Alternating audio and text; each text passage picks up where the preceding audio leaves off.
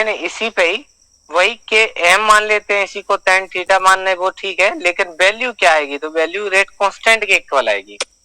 अब अगर इसी ग्राफ को अगर बदल दें, अगर एक्स एक्सिस पे अगर हम एक्स ले लें और वाई एक्सिस पे अगर टाइम ले लें, तो क्या बनेगा फिर, कुछ बदलेगा क्या?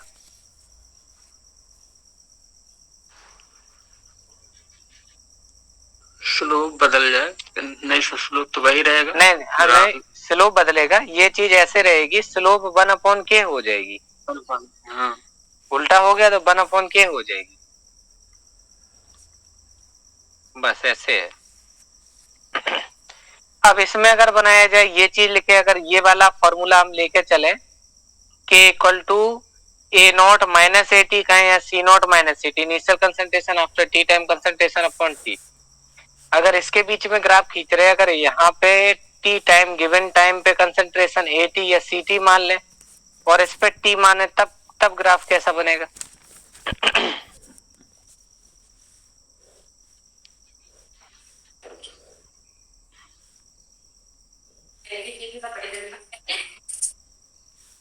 तब ग्राफ से नीचे माइनस के सही है,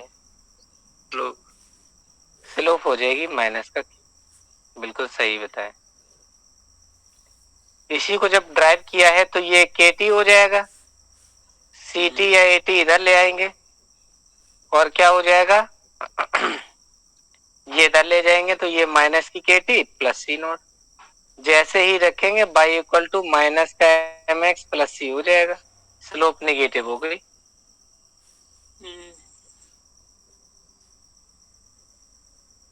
चलिए अब शुरू करते हैं सेकेंड ऑर्डर काइनेटिक्स को।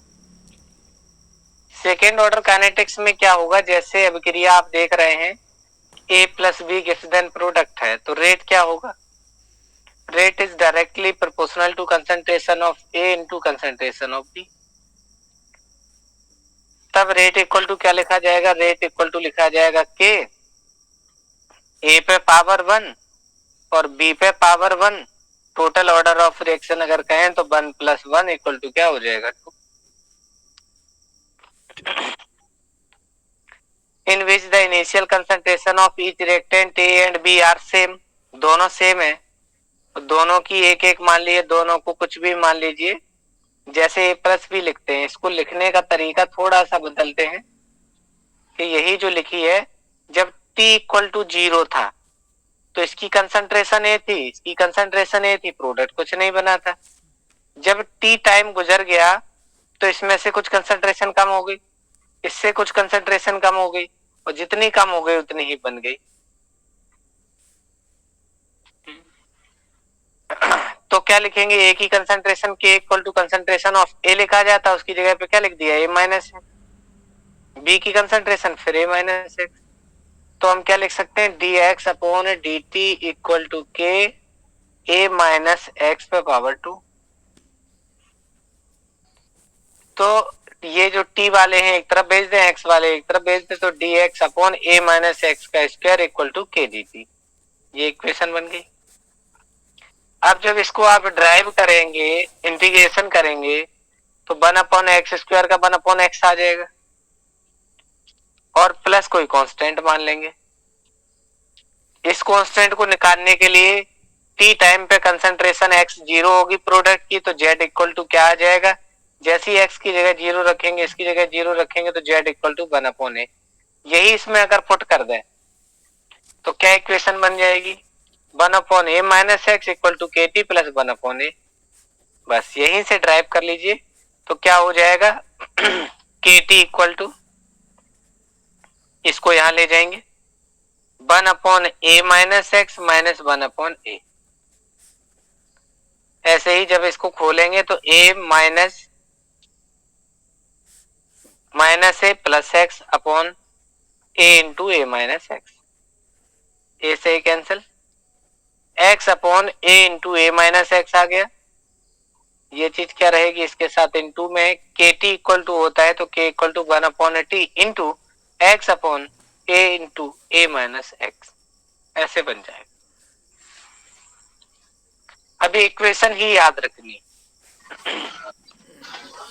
अब जब के इसको इनटू मानिएगा और ये नोट आप कर सकते हैं जब अगर आप लिख रहे हैं तो k equal to 1/t into x upon a into a minus x.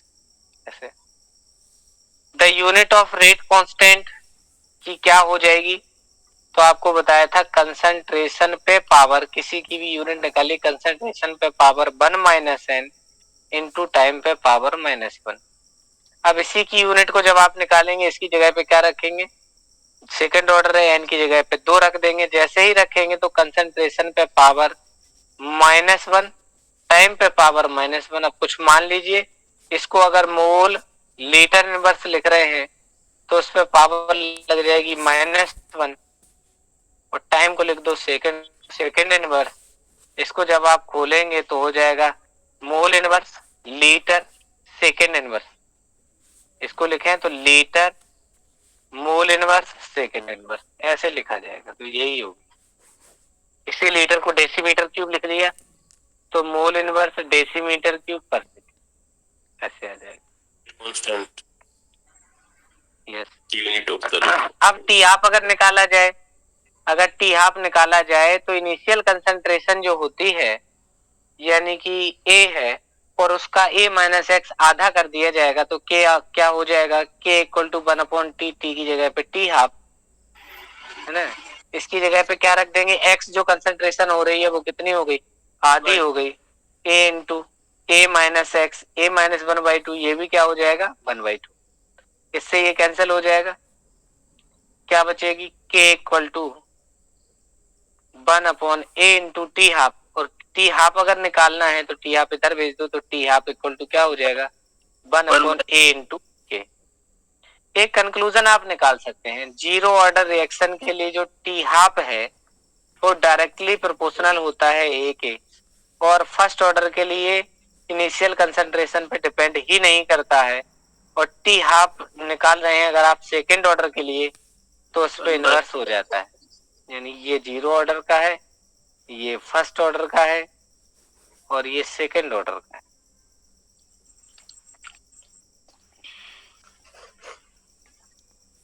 मतलब ये डायरेक्ट क्वेश्चन पूछ लेते हैं कि टी हाफ जो है कैसे कैसे डिपेंड करता है, कितना कितना लिया गया है, ये चीज।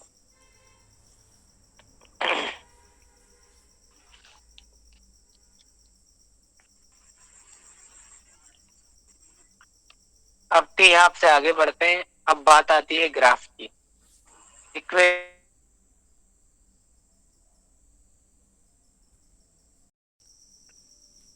CH3COONA प्लस C2H5OH, ये आपका सेकेंड ऑर्डर काइनेटिक को फॉलो करते हैं।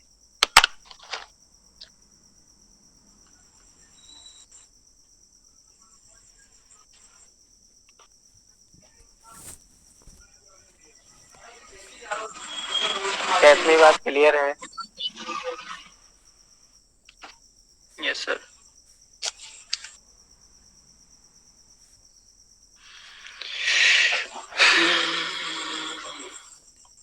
अब थोड़ा सा फॉर्मूला बदलेगा, सेकंड ऑर्डर का डेरिवेशन नहीं करना है, ये एग्जांपल नोट कर लिए हैं। एक फॉर्मूला अपन ने लिख लिया है, अभी याद कर लिया, ये वाला k equal to 1/t into x upon A minus x, जैसी को लिखा था k इक्वल टू 1/t और 1/a minus x minus 1/a।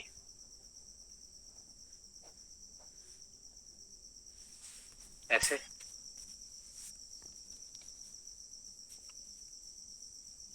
Next है second order reaction with reactants having the different initial concentration.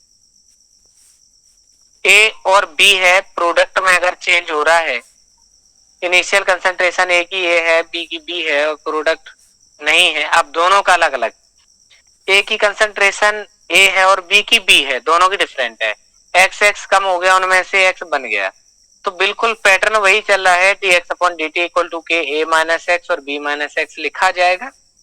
अब क्या करेंगे, x वाले एक तरफ लेंगे, dx upon a minus x into b minus x equal to k dt। अब आप इसमें अगर आप फ्रैक्शन वो अगर आप इंटीग्रेशन करना चाहते हैं तो पार्शियल फ्रैक्शन लगाना पड़ेगा, उसके बाद ही कर पाएंगे। तो 1 अपॉन ए minus X 1 upon B minus X कैसे लिखेंगे, पी अपॉन ए minus X plus Q upon, दोनों को कैसे इंटीग्रेट किया जा सकता है, तरीका जो लिखते हैं हम लोग अलजेब्रा में पढ़ा होगा।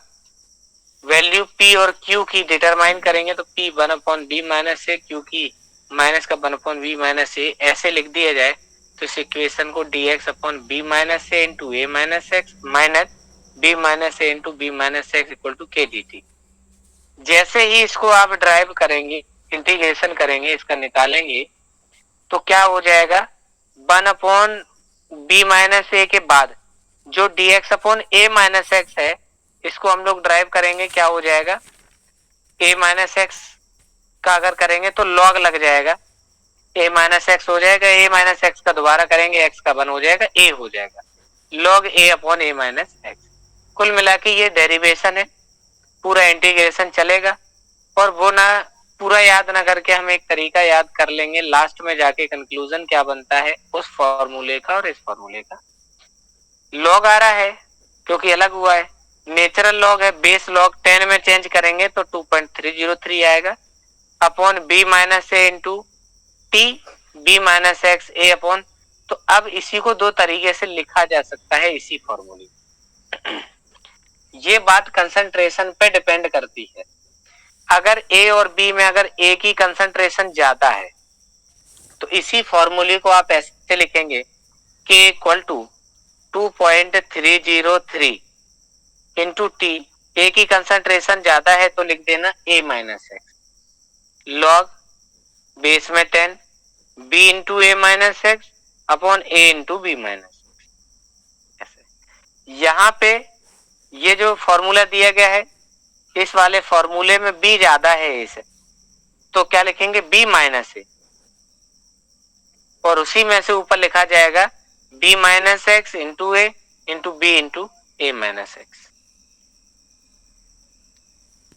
केवल आप फॉर्मूला नोट कर ले कि अगर ए की कंसंट्रेशन ज्यादा है तो सेकेंड ऑर्डर को ऐसे, और बी की कंसंट्रेशन ज्यादा है तो ऐसे, और दोनों अगर सेम है तो k equal to 1 upon t 1 upon A minus x minus 1 upon a ऐसे निकाला जाए।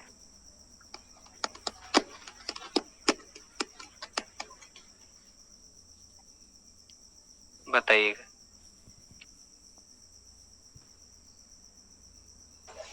ठीक है sir.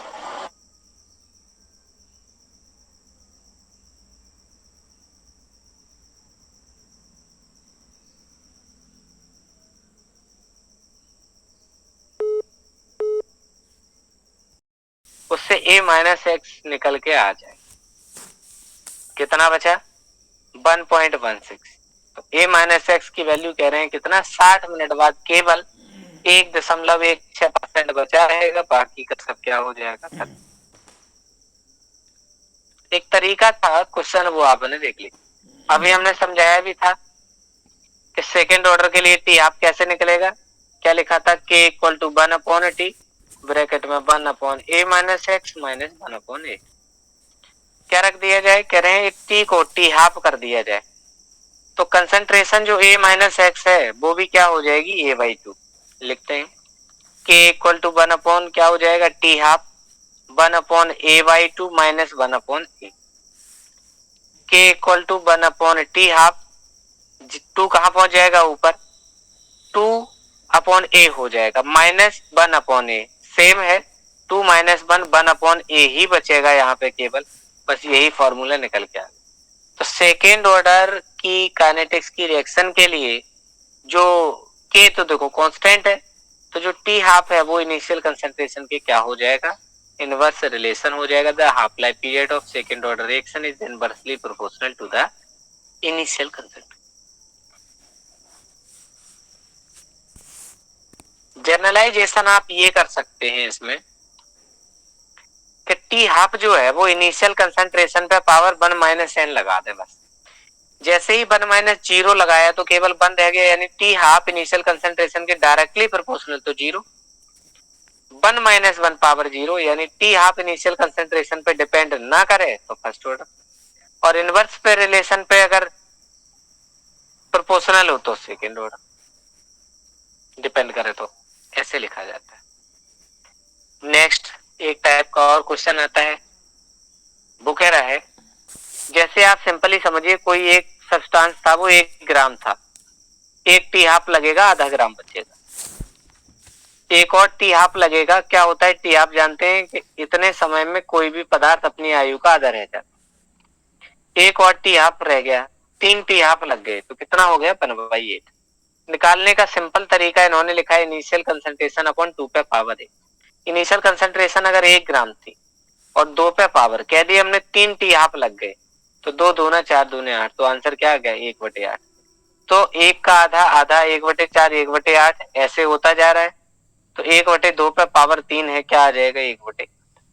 The a naught is the initial concentration and n is the number of half lives, ऐसे हो जाएगा।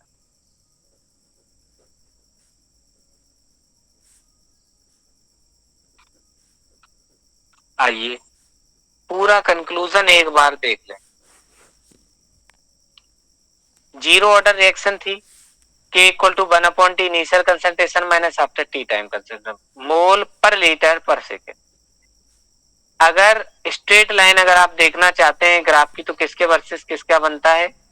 अगर T और A माइनस एक्स के बीच में खींचते हैं तो straight line, T half directly proportional to A के। First order K equal to 2.303 upon T log 10 A upon A minus x. Time inverse इसकी यूनिट हो गई। अगर स्ट्रेट लाइन की बात करें तो टाइम के वर्सेस अगर आप खींचते हैं log A upon x, x axis पे लेते हैं और बाई एक्सेस पे लेते हैं, और टाइम अगर आप एक्स एक्सेस पे ले रहे हैं तो एक स्ट्रेट लाइन मिलेगी। इनिशियल कंसंट्रेशन इंडिपेंडेंट होती है। सेकेंड ऑर्डर रिएक्शन के लिए जब दोनों रिएक्टेंट सेम हो, means two a gets then product, तो ये वाली कहानी चलेगी। लेकिन अगर रिएक्टेंट अलग है, जैसे a plus b gets then product, तो ये वाला फॉर्मूला आपको अप्लाई करना। सेकेंड ऑर्डर के लिए litre mole inverse, second inverse, litre mole inverse, second inverse दोनों के लिए सेम चलती है। 1/A माइनस एक्स होता है t half proportional to 1/A।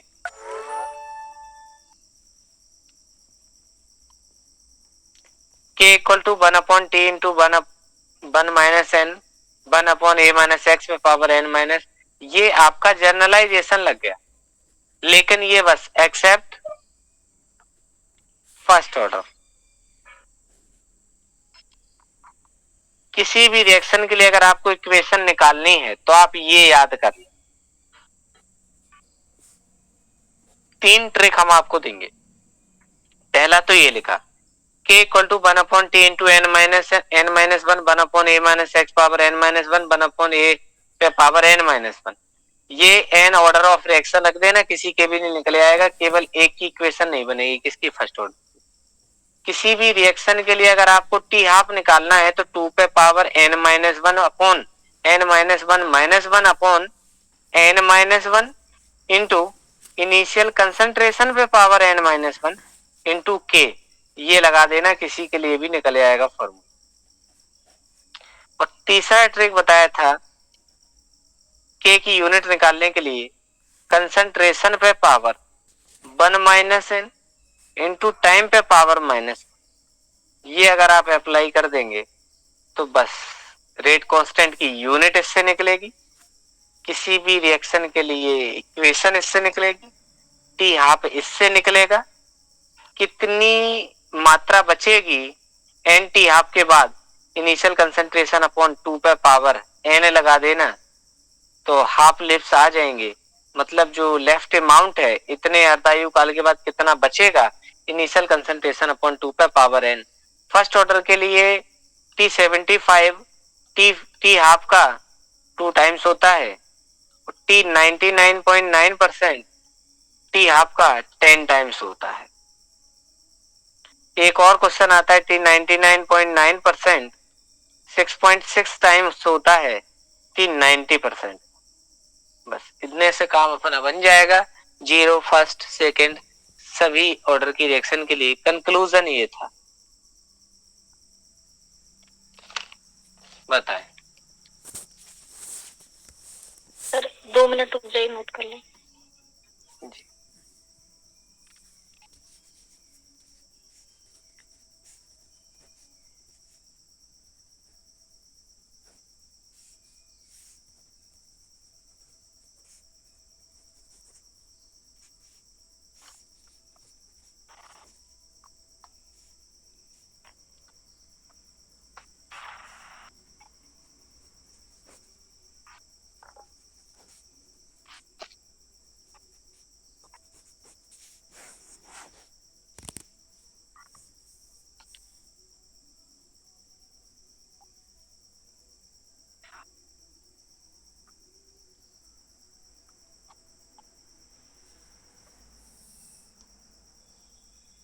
बहुत छोटे छोटे से पॉइंट है, सभी लोग नोट कर लें, क्योंकि इसमें जब क्वेश्चन करेंगे, एक्सरसाइज करेंगे तो ज्यादा इम्पोर्टेंट होने वाली। ये सर 6.6 है ना इसमें? Yes yes yes, 6.6 into T90 हो गया।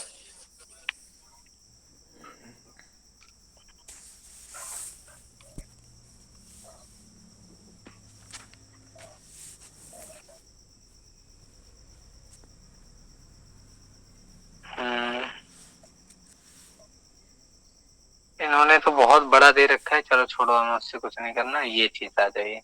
टी हाफ देख ले, कोई चीज अपने आप में 100% थी, टी हाफ लगा 50% बची, उसका टी हाफ लगा 25 बची, उसका लगा 12.5 बची, उसका बचा 6.25 बची, और 3.125 ये लास्ट में बची। 1 2 3 4 5, इनिशियल कंसंट्रेशन 100 अपॉन 2 पे पावर 5, 100 अपॉन 32, जैसे ही करेंगे 3.125 रिमेन्स। ये तो लेफ्ट है आधी होने के बाद। अब वो कह रहा है जितनी कंप्लीट हो जाएगी, जैसे रिएक्शन शुरू नहीं हुई, प्रोडक्ट नहीं बना, 0%। टी हाफ के बाद आधा बन जाएगा, आधे टी हाफ के बाद 75% बन जाएगा, फिर टी हाफ लगेगा, फिर इतना बन जाएगा, फिर इतना बन जाएगा, ये चीज चलेगी। फ्रैक्शन में देखें, 0 से आधा 1/4, 1/8, प्रारंभिक मात्रा के 1/16, 5 अर्धायु के बाद 1/32 हो जाएगा। वही चीज है, सेम पैटर्न है, चलना उसी तरीके से है, उसमें कुछ नहीं करना। आइए, क्या ये क्वेश्चन तो हो चुके थे ना, how can you rate of simple reaction, इसको डबल करते हैं तो ये वॉल्यूम आधा हो जाता है, ये फर्स्ट ऑर्डर के रिएक्शन थे। यस, हाँ, ये क्वेश्चन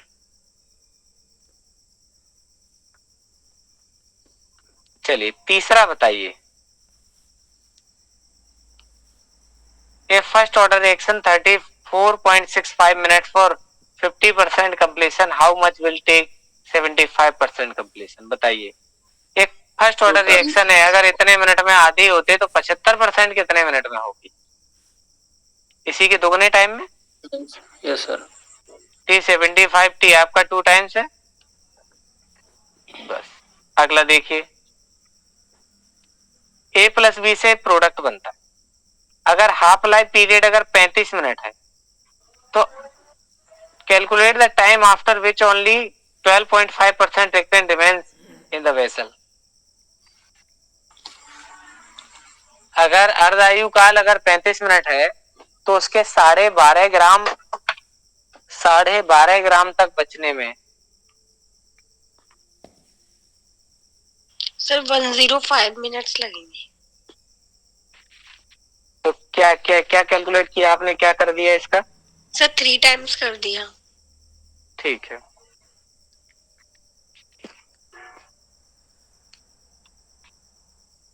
सही है। बाकी के लोग बताएं, समझ में आ गई बात? 87.5% कंप्लीट हो गया। तो फर्स्ट ऑर्डर का टी 87% टी आपका कितना है? टी टाइम्स, सॉरी 3 टाइम्स, बस वही आंसर हो जाएगा।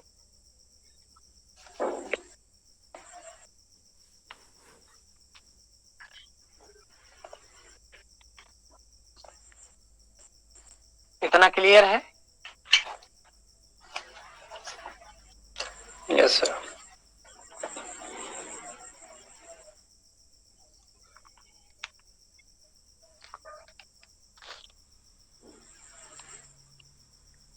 नेक्स्ट है the reaction SO2 Cl2 greater than SO2 plus Cl2 is a first order reaction with K equal to 2.2 into 10 to power minus 5 second inverse at 320 degrees Celsius.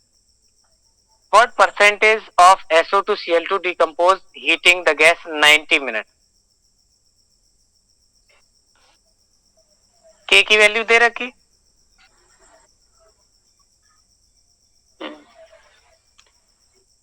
तो K equal to क्या होता है first order reaction के लिए 2.303 upon t log 10 initial concentration upon after T time concentration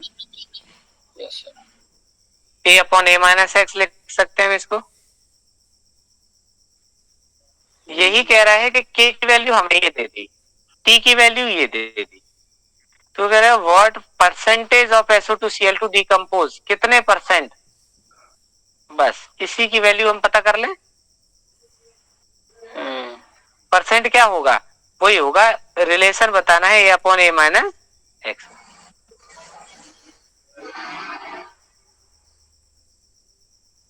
तो k equal to क्या लिखा जाए 2.2 into 10 to power minus 5 into t क्या हो जाएगा मल्टीप्लाई में,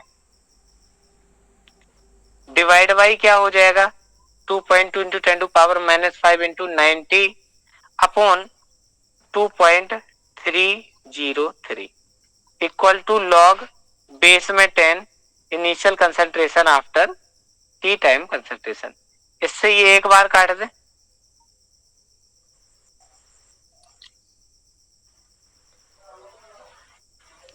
अब 10 टू पावर माइनस 5 है तो ये 9 इंटू 10 टू पावर 4 लिखा जा सकता है ऐसे, एक प्लस की कम हो जाएगी तो 10 टू पावर माइनस 5 हो जाएगा। अच्छा सर टाइम को सेकंड में नहीं बदलेंगे इसमें? नहीं, आंसर उसी में आ जाएगा ना, अगर हम, अच्छा यहाँ पे सेकंड दे रखा है पर second, yes yes yes yes, तो इसको कर लीजिए सेकंड में इंटू 60 कर लें, तो 9 छिक्का 54 हो जाएगा, एक जीरो बचेगी तो 10 टू पावर माइनस 3 यानी कि 0.054 ये हो गया। सही लिख रहे हैं। अब a upon A minus x निकालना है, तो हम क्या करें कि 10 पे पावर लगा दे 0.054 यानी कि ये चीज यहां निकालनी है तो ये इधर आएगी, 10 इधर आएगा तो 10 पे पावर लग जाएगी 0.054 ऐसे, तो 10 पे पावर 0.05 इसकी वैल्यू, ऐसा क्वेश्चन पूछा नहीं जाएगा, इसकी वैल्यू अगर हम कैलकुलेटर से निकालें 10 पे पावर 0.054 इसकी वैल्यू आएगी 1.13 परसेंट लिख देंगे, ऐसे आ जाएगा। रिटर्न का क्वेश्चन हो जाएगा ऐसे तो। Yes sir.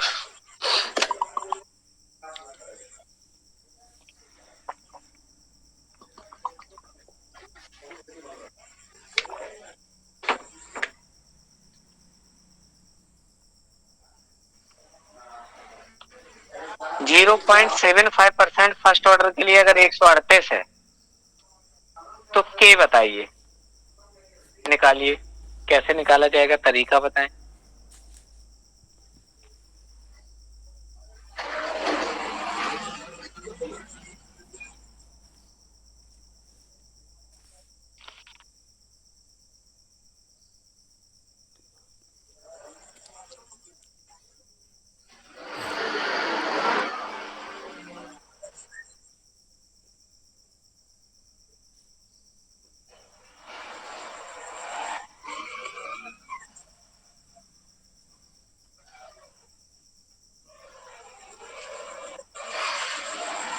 इसमें सर ए माइनस एक्स 75 होगा।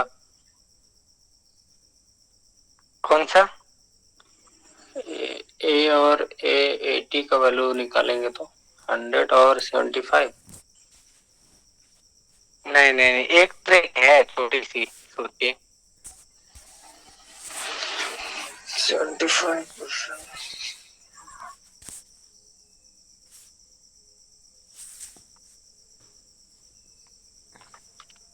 इसने 75 का दे रखा है, ओके पूछा है, तो क्या हम रिलेशन जानते हैं? टी 75% जो है टी हाफ का 2 टाइम्स है। Yes sir. तो क्या यहाँ से टी हाफ निकाल सकते हैं? और हमें एक फॉर्मूला पता है, t half equal to 0.6932 divide by k. यहाँ से टी हाफ हम निकाल सकते हैं, तो 138.6 डिवाइड बाई 2 टी हाफ हो गया। तो टी आप यहीं रख दें, हम डायरेक्ट के निकाल लें तो क्या हो जाएगा, के इक्वल टू हो जाएगा 0.6932 divide by T half. 138 divide by 2 ऊपर पहुंच जाएगा, 138.6 नीचे है। इसमें अगर आप ध्यान से देखें 69 और 138 का कोई पुराना संबंध है, लग रहा है? 2 गुना 70 गुना 140 होता है, 2 गुना है, लेकिन बस पॉइंट का डिफरेंस है। अगर ये 69 होता तो 138 हो जाता, यानी इसको इससे डिवाइड करने पे यहाँ ऊपर 10 टू पावर -2 चढ़ेगी। यस सर, 2 × 10 की पावर -2, यही आंसर हो जाएगा। फर्स्ट ऑर्डर के लिए दे रखा है, सेकंड इनवर्स वो लगा देंगे पीछे। करना था कि T75 टी आपका 2 टाइम्स है, इसमें हम यहाँ से 75 रख के टी हाफ निकाल लेंगे और टी हाफ इक्वल टू ये फॉर्मूला लगा देंगे। तो ये बहुत बड़ा काम नहीं है, लेकिन ये 2 फॉर्मूले हमें याद होने चाहिए।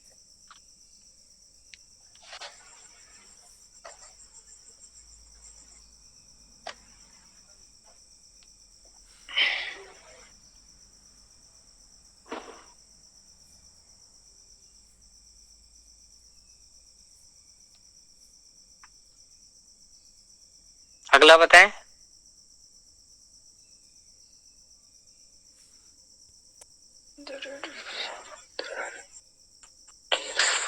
Order the rate expression of this reaction is the rate, ये लिखा हुआ है, तो ऑर्डर ऑफ रिएक्शन बता दें। 3/2।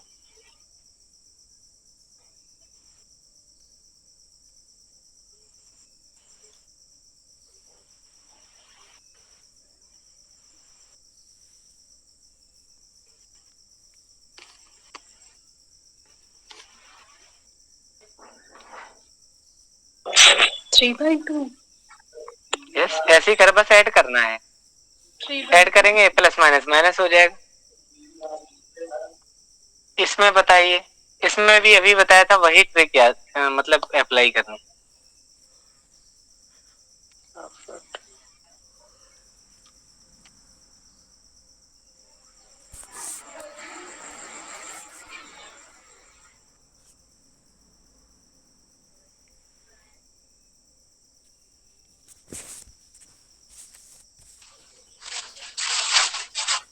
वन बाई टू आएगा फिर।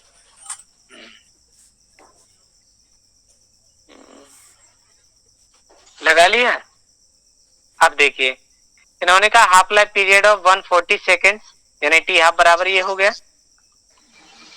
अब आप सोचिए, अगर एक टी हाफ में 140 है तो 560 होने तक कैसे लगेगा? 140 दूना 280, फिर लगेगा 420, फिर लगेगा 560। इसके होने में कितने टी हाफ लग गए? समझ में आया बात? 3 टी हाफ लग गए, 3 टी हाफ लगे हैं सर। कितना बचेगा? इनिशियल कंसंट्रेशन अपॉन 2 पे पावर n होता है फॉर्मूला। इनिशियल कंसंट्रेशन अगर 1 ग्राम थी तो 2 पे पावर 3 बराबर 1/8, ये है। इतनी बात यहाँ क्वेश्चन में समझ में आई। फिर हम ट्रिक दें आपको इसकी।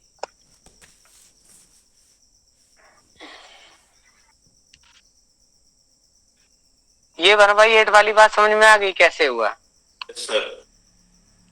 अब इसमें, अब आप समझिएगा थोड़ा सा, capital T equal to small n into t half. पहली बात,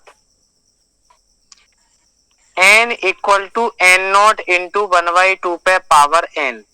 अब देखिए सर, जो अभी हमने आपको बताया था कि एन हाफ लिव्स के बाद लेफ्ट अमाउंट है, वो आप कैसे निकालते हैं? इनिशियल कंसंट्रेशन डिवाइडेड बाय 2 पे पावर एन से। अब एग्जाम में दो तरीके से क्वेश्चन आ सकता है। कैसे कैसे कि एन हमें पता होनी चाहिए। वो कह देगा कि इनिशियल कंसंट्रेशन या तो पदार्थ 100 ग्राम था, या इनिशियल कंसंट्रेशन आप खुद से मानेंगे वो अपने आप में पूरा था, या फिर ये मानेंगे कि वो 1 ग्राम था। ऐसा कुछ लेके चलेंगे आप। अब वो क्या क्या दे सकता है एन निकालने के लिए, आपको टाइम से रिलेट करा सकता है। ये हो गए, आपको रिलेट करा सकता है इनिशियल अमाउंट और आफ्टर एन हाफ लिव्स के बाद अमाउंट पे। जैसे उसने कह दिया, मान लीजिए 1 मिनट के लिए मान लें कि कोई पदार्थ 1 ग्राम था, 1 ग्राम था, 1 ग्राम था, कुछ टी हाफ के बाद वो 32 ग्राम रह गया लास्ट में। सॉरी, ये कहिएगा कि 32 ग्राम था, लास्ट में जाके वो 1 ग्राम रह गया, ऐसे लिख सकते हैं। तो बताइए कितने हाफ लाइफ लगेगा वो 32 ग्राम का 1 ग्राम रह गया। तब आप क्या कहेंगे? 32 ग्राम का रहेगा 16 ग्राम, 16 ग्राम का 8 ग्राम, 8 ग्राम का 4 ग्राम, 4 ग्राम का 2 ग्राम, 2 ग्राम का 1 ग्राम। 1 2 3 4 5। अब यहां कैसे आप अप्लाई कर सकते? एन की जगह 32 ग्राम, एन नॉट 1 ग्राम। इसको अगर आप निकालेंगे तो एन प्रारंभिक मात्रा थी, यहां लिखना चाहिए था 32। एन कितने, प्रारंभिक मात्रा कितनी थी? 32 ग्राम। लास्ट में कितना रह गया? 1 ग्राम। तो क्या लिखेंगे? एन नॉट को इधर ले आएंगे तो ये फॉर्मूला बन जाएगा N equal to N naught into 1/2 पे पावर एन। 1/32 बराबर 1/2 पे पावर एन। 1/32 को लिख सकते हैं 1/2 पे पावर 5। 1/2 पे पावर एन, छोटी एन की वैल्यू 5, यही रख दीजिए। इनिशियल कंसंट्रेशन डिवाइड बाई 2 पे पावर एन। दूसरा क्या देता है? कुल टाइम। लास्ट टाइम था 560, बड़ा टी हो गया 560, एन इंटू हो गया 140, 140 इंटू 4, एन इक्वल टू हो गया 4। बस इनिशियल कंसंट्रेशन बटे 2 पे पावर 4, 16। तो 1/16 बचेगा ऐसे। और यहाँ कितना, यही तो लग रहा है, यही क्वेश्चन तो है ही है कि 140 था, 560 था। अभी हमने आपको बताए थे कितने टी आप लगे थे? 4, यही गिनवाए थे हमने आपको।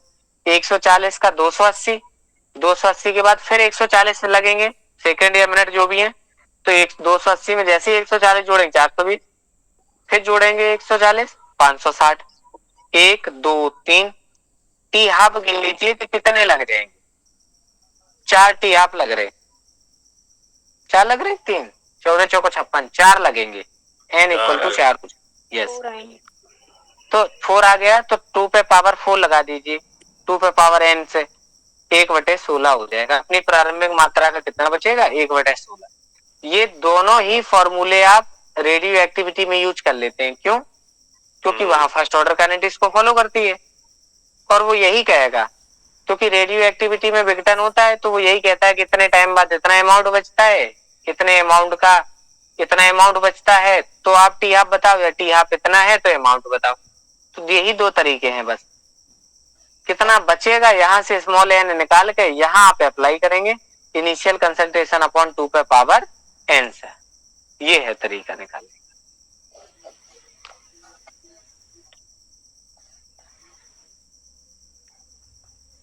क्लियर है बात? यहाँ सर एन की वैल्यू 2 आएगी इस वाले में। हाँ, किसमें? इसी वाले क्वेश्चन में 8 में एन की वैल्यू 2 आएगी। नहीं, कैसे? तो 1/4 हो जाएगा और उधर बगल में 1/2 की पावर नहीं एन। नहीं नहीं नहीं नहीं, उन्होंने कहा टी हाफ 140 है, टी हाफ ये है। वो कह रहा है हाउ मच टाइम आफ्टर, तो ये कुल टाइम हो गया, कुल टाइम ये हो गया, टी हाफ ये हो गई। फॉर्मूला क्या है? T equal to n into t half. इसकी जगह पे आप 560 रखेंगे, इसकी जगह पे आप 140 रखेंगे, तो 14 चौको 56 एन 4 हुआ ना, 2 कैसे हुआ? और कितना अमाउंट लेफ्ट होगा ये पूछा, how much reactant initial concentration upon 2 पे पावर है। प्रारंभिक मात्रा अगर 1 ग्राम थी तो 2 पे पावर 4 लगा दीजिए, 1/16 हो गया। अपनी प्रारंभिक मात्रा का इतने टाइम गुजरने के बाद 116 ग्राम, वो 1/16 ग्राम रह जाए केवल। ये है सही डेटा। इनिशियल कंसंट्रेशन पे भी लिखी, वो भी ट्रिक याद करनी है कि 75% ही आप में 2 टाइम लगता है सर। सवाल देखते देखते लग जाएंगे, ये लोग लगाते हैं नीट वाले लड़के। कल पढ़ा और उस कल पढ़ने के 7 दिन के अंदर एक बार और देख लेना, फिर सीधा रिकॉल करना है एग्जाम के टाइम पे। अगर याद भूल जाए तो आप हमसे कहना सर क्या कहते हैं। केमिस्ट्री याद करने का तरीका, हम दूसरे सब्जेक्ट की गारंटी नहीं ले रहे, लेकिन हम इसकी कह रहे हैं कि ये वाला फंडा अगर आप 3 बार याद करेंगे ना, 3 बार याद करने का टाइम हमने बता दिया, भूलेंगे नहीं। स्यूडो फर्स्ट ऑर्डर क्या होती है? हिंदी में कहते हैं आभासी प्रथम कोटि की अभिक्रिया। देखने में तो लगती है जैसे ये एस्टर और पानी, ये 2 चीजें लग रही, तो हमें देख के लगना चाहिए था सर रेट जो है के इक्वल टू एस्टर पे और प्लस वाटर पे, दोनों पे रेट डिपेंड करना चाहिए था। एक्चुअल में ये हुआ कि इस पे तो डिपेंड कर रहा था, लेकिन इसमें पानी को कम या ज्यादा करने से कोई फर्क नहीं पड़ रहा था। तो देखने में लग रही थी सेकेंड ऑर्डर और वास्तव में फॉलो कर रही थी फर्स्ट ऑर्डर को। तो ये आभासी एक अणुक अपक्रिया है, एक कोटि की अपक्रिया है कि आभासी है। आभास होता है 2 या 3 का, लेकिन काइनेटिक्स फर्स्ट को फॉलो करती है, सीडो फर्स्ट ऑर्डर है। क्या याद रखेंगे? Hydrolysis of ester in the presence of acid, ये एग्जांपल है जो सीडो का काम करे। सेकंड सीडो का इन्हीं दोनों में से एग्जाम में मिल जाता है। हाइड्रोलाइसिस ऑफ कैन शुगर, जो अपनी शक्कर है, इसका एसिड की प्रेजेंस में अपघटन होना, जल अपघटन होना, ये भी H2O पे डिपेंड नहीं करती, केवल कंसेंट्रेशन ऑफ शुगर पे डिपेंड करती है। बस इतनी सी बात है।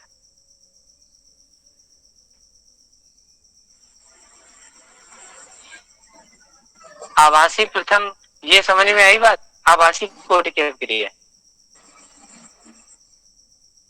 ए reaction which has higher order true rate law.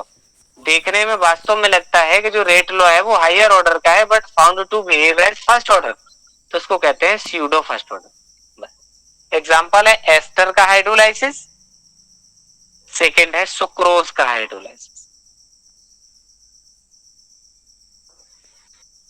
अब बात आती है कि किसी भी रिएक्शन को देख के या कैलकुलेट करके कैसे आप बता सकते हैं कि ये फर्स्ट ऑर्डर काइनेटिक्स को फॉलो कर रही है, सेकेंड ऑर्डर काइनेटिक्स को फॉलो कर रही है।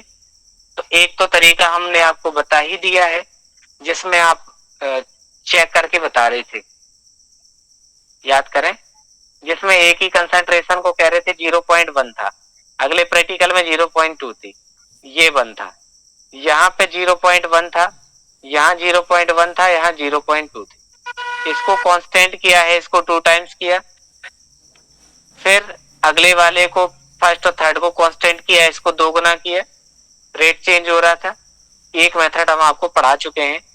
दूसरा आप कैसे निकाल सकते हो, जो डाटा दिया हो उस फॉर्मूले में अप्लाई करके देखना, k equal to initial concentration after T time concentration के पर रख के देखना 2.303 अपॉन टी लॉग में 10 ए अपॉन ए माइनस एक्स। 3 डाटा दिए हो तो इस पे अप्लाई करके देखना, के पहला निकलेगा, फिर दूसरी डाटा रखोगे के दूसरा निकलेगा, वे के आपस में क्या होने चाहिए, सब सेम होने चाहिए, तो पता चल जाएगा कि हाँ ये पूरा प्रैक्टिकल फर्स्ट ऑर्डर काइनेटिक्स का ही है। तो ये इंटीग्रेटेड रेट लॉ पे होता है कि डायरेक्ट रेट लॉ अप्लाई करके देखो। दूसरा ग्राफ देख के बताया जा सकता है कि किस किस के बीच में ग्राफ बना है, उससे पता कर सकते हैं। तीसरा डाटा हमने आपको बता ही दिया है कि जिसमें आप कंसंट्रेशन को चेंज करते हैं और वहां से देख के बता देते हैं। आइए अब चलते हैं theoretical MCQs chemical kinetics first second third sorry zero first and second, तीन तरीके के, जीरो फर्स्ट एंड सेकंड। कह रहा है integrated rate law for first equation, first order equation. First order के लिए k equal to 2.303 upon t log होता है। यहाँ क्या लिखा है लॉग। अगर आप लॉग लिख रहे हो तो वैल्यू यहाँ लगाओ, जैसे यहाँ लगाई लॉग में बेस 10 लगाया, वैल्यू लगाई, बहुत अच्छी बात है। लेकिन initial concentration upon after T time concentration होता है, लेकिन 80 ऊपर ए नॉट नीचे, गलत। k इक्वल टू माइनस का 1 अपॉन टी लॉन 80 अपॉन 80। अगर इसको हम उल्टा कर रहे हैं तो आगे क्या लगाना पड़ेगा आपको, माइनस, तब ठीक है। यहाँ पे इन्होंने उल्टा किया है लेकिन इस पर माइनस नहीं लगाया, तो ये क्या हो जाएगा, गलत। समझ में आया कि फर्स्ट ऑर्डर का ये जो इक्वेशन है कौन सा सही होगा, क्यों माना गया सही। पहला वाला सही क्यों नहीं हुआ? यहाँ ln लिखा है,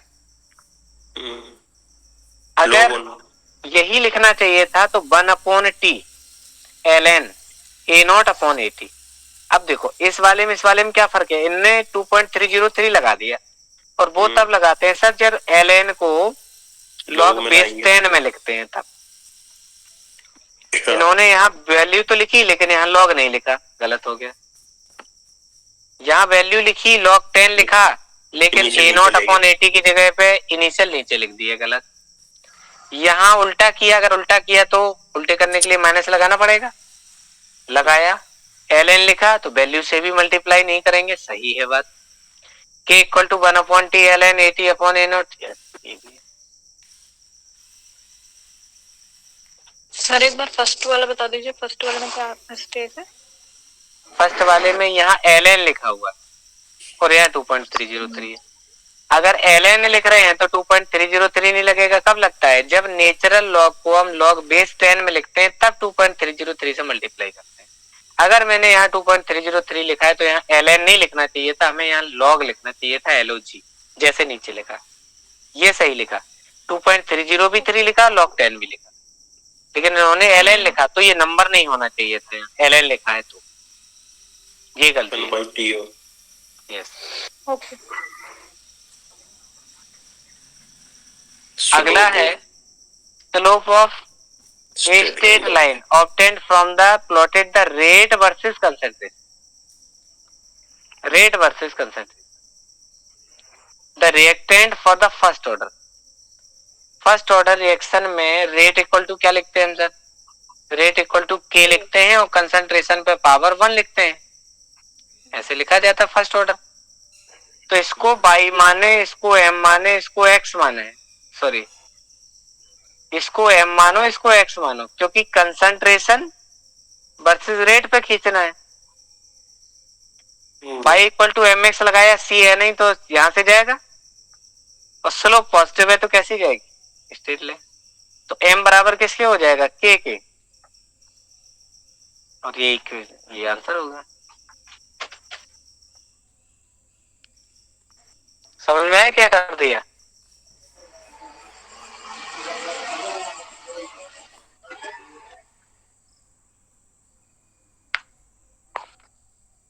इक्वेशन लिखी है थोड़ी सी बड़ी,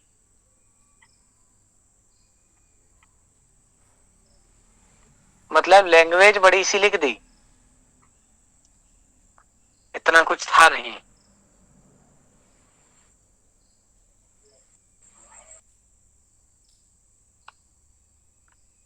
If the initial concentration and A is the final concentration for the first order reaction, then क्या होता है, AT equal to A naught into a पे पावर माइनस का KT।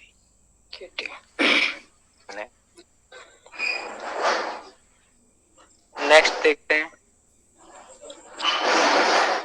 For a first order reaction plot between log A minus x versus T। तो हम formula लिख लें, k equal to 2.303 log 10 a upon a minus x. इन्होंने कहा a minus x versus time के बीच में बनाना था, इसको और ड्राइव करें तो ये क्या आ जाएगा, k into T divide by 2.303 इसको खोल दिया जाए, ये log a हो जाएगा minus log a minus x हो जाएगा। a माइनस x इधर आएगी, log a माइनस x हो गया इधर, ये चीज इधर माइनस हो जाएगी तो माइनस की k इंटू टी अपॉन 2.303 और प्लस क्या हो जाएगा log a। ये बाई हो गई, ये mx हो गया, ये c हो गई। स्लोप की वैल्यू डायरेक्ट दिख रही है और यही आंसर लिखा है, माइनस का k upon 2.30।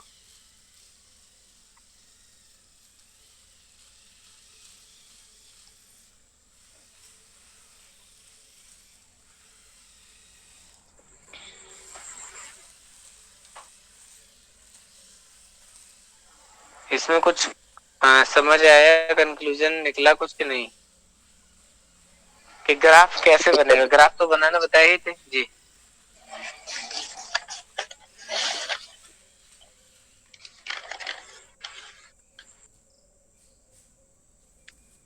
The half life period for zero order reaction is given to t half equal to, याद करना पड़ेगा जीरो ऑर्डर रिएक्शन के लिए टी हाफ होता है इनिशियल कंसंट्रेशन अपॉन 2k के। फर्स्ट ऑर्डर के लिए टी हाफ होता है 0.6932 डिवाइड बाई k के। सेकेंड ऑर्डर के लिए टी हाफ इक्वल टू होता है 1 अपॉन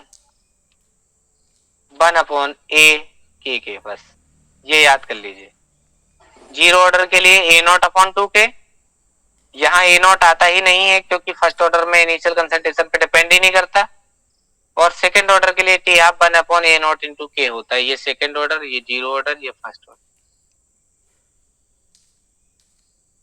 हाफ लाइफ पीरियड जो है वो फर्स्ट मतलब जीरो ऑर्डर में, सेकंड फर्स्ट ऑर्डर में डिपेंड नहीं करता इनिशियल कंडीशन। हाँ, इनिशियल कंसंट्रेशन होती ही नहीं है, पावर जीरो होती है इनिशियल कंसंट्रेशन पे, पावर जीरो, और किसी पे पावर जीरो तो उसकी वैल्यू 1। आया हुआ क्वेश्चन है सर ये पीजीटी का। इसी से तो बनते ही है लैंग्वेज। एक इसमें फार्मूला ही ऐसे पूछ लिया था यही वाला, टी हाफ इक्वल टू 0.693। हाँ, टीजीटी में पूछा। आप सोचिए, इतनी लगती नहीं। अभी हम लोग और काइनेटिक्स पे और करेंगे क्वेश्चन, अभी तो पढ़ते जा रहे हैं, उन्हीं के कर रहे हैं। फिर देखेंगे some statement about a zero order reaction is given. Zero order में कह रहा था rate is independent of concentration of reactant. सही है। यस, रेट इक्वल टू क्या होता है? Rate equal to k initial concentration पे पावर जीरो। यानी बात सही है कि it's rate is independent of the concentration of reactant, rate equal to k initial concentration पे power zero. The plot of concentration of reactant with the time is a straight slope line with the slope equal to k. Concentration versus time, k equal to क्या होता है? x upon t। Zero order के लिए x को ही हम initial concentration minus after T time concentration लिख देते हैं, तो यहाँ x इक्वल टू हो जाएगा kt। x हो गई कंसंट्रेशन, t हो गया टाइम, तो स्लोप k आ रही कि नहीं आ रही? सर माइनस के निकाले थे ना। किस किस के बीच में कह रहा है? The plot of concentration of, अच्छा concentration of reactant versus time. ये जो इक्वेशन दिया सर इसके नहीं, जो है इसके लिए निकाल रहे कौन से? वही जो ऐसे रखते हैं k equal to initial concentration minus after T time concentration upon t, इसमें तो माइनस आती है। Yes sir. एक बार चेक कर लें कैसे माइनस आ रही है। माइनस नहीं आएगी सर, कैसे आ रही? हाँ, स्लोप माइनस आ रहा है, सही कह रहे, क्योंकि सी टी इधर ले जाएंगे, यस सर। के टी इधर ले जाएंगे तो माइनस का के टी हो जाएगा प्लस सी नॉट हो गया। वाई इक्वल टू माइनस का एम एक्स प्लस सी हो गया। यस, ऐसे लगाएंगे तो स्लोप तो माइनस ही होगा। क्या दिया है? पहली तो बात सही थी, दूसरी बात गलत हो गई, माइनस के होना चाहिए था। It in generally influence by the some external factors, external agencies. जो फर्स्ट ऑर्डर है वो साधारणतः बाहर के कोई फैक्टर होते हैं उनसे अफेक्ट हो जाती है क्या? नहीं, कुछ गिने चुने ही फैक्टर हैं, जैसे कंसंट्रेशन, जैसे टेम्परेचर, जैसे रेट कांस्टेंट, उन्हीं से प्रभावित होगी, बाहर की चीजों से नहीं हो रही। The equation a naught minus k t holds good for such reaction, यहीं से इसी को निकाल लो, ये इससे मैच कर रहा है, सी टी इधर आ जाएगा, ए नोट ये हो गया, माइनस का के टी हो गया, सही है। बी और सी दोनों सही है। क्या पूछा है? अमोंग द एबव, अच्छा इनकरेक्ट पूछा है, ओके तो बी और सी इनकरेक्ट गलत। तो हाँ बी और सी गलत है, सही है।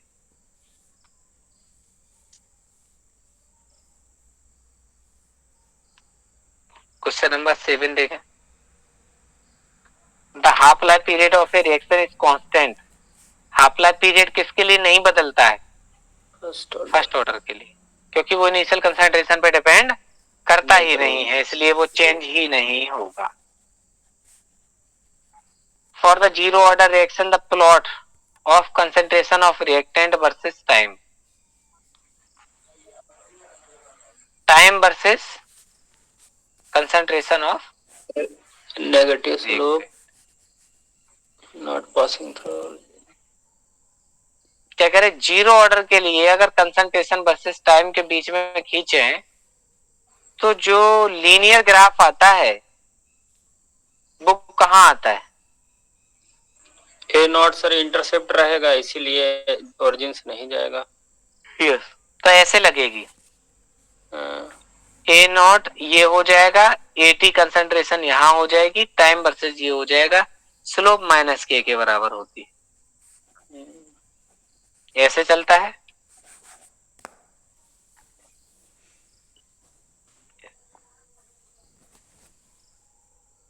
ये सही है।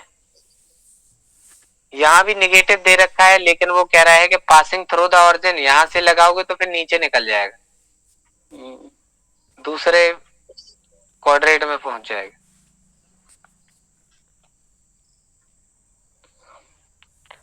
The unit of rate constant for a zero order reaction are, the unit of rate constant for a zero order mole per litre पर सेकेंड। 3/4 का मतलब है 75%। अगर 50% के लिए log 2 आता है तो 75% का क्या कर देना, क्या हो जाएगा? log 2 के log 4 बन जाएंगे। कैलकुलेट करके देख ले, सेम चीज आएगी।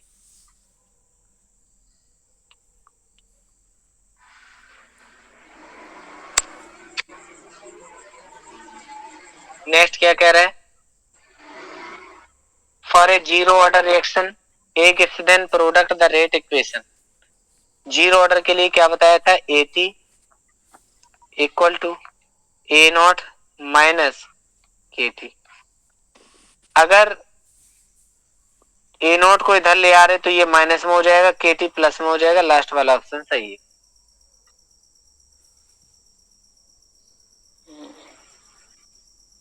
आप देख रहे क्वेश्चन वही सिंपल है, लेकिन इक्वेशन को लिखने का तरीका देखो, आप हर बार बदल रहे हैं। वो इस बदलने से क्या हो रहा है?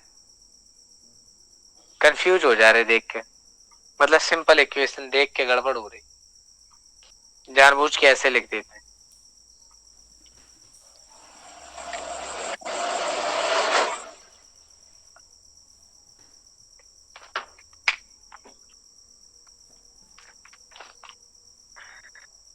ठीक है, तो बाकी के क्वेश्चन बाद में करेंगे फिर।